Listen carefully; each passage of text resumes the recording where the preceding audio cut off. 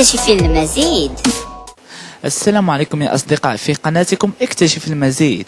بالرغم يا أصدقاء من أني أرفع الفيديوهات الكثيرة لكنني لا أتلقى الدعم بتاتا يا أصدقاء. فإذا كنت تشاهد هذا الفيديو يا صديقي فلا تنسى الضغط على زر الإعجاب والضغط على زر الاشتراك ليصل كل ما هو جديد، وشارك الفيديو مع الأصدقاء. وهيا لنبدأ. كلنا نعرف قردة الشمبانزي ونعرف أنها ذكية جدا وتتصف ببعض الصفات التي يتصف بها الإنسان.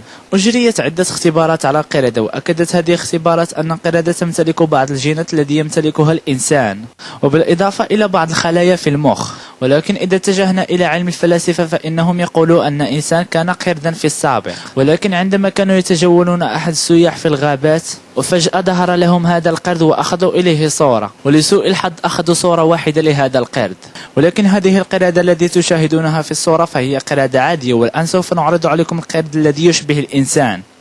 وسترى أن هذا القرد لا يملك شعرا كباقي القردة، ولكنه يملك عضلات مفتولة كالإنسان. وبعد انتشار هذه الصورة في مواقع التواصل الاجتماعي بدأوا في البحث عن هذا القرد ولكن لم يجدوه بتاتا. وبالتالي يا صديقي فإذا أعجبتك المعلومة فلا تنسى الضغط على زر الإعجاب للتشجيع والضغط على زر الاشتراك وشارك الفيديو مع الأصدقاء، والشكر على المتابعة.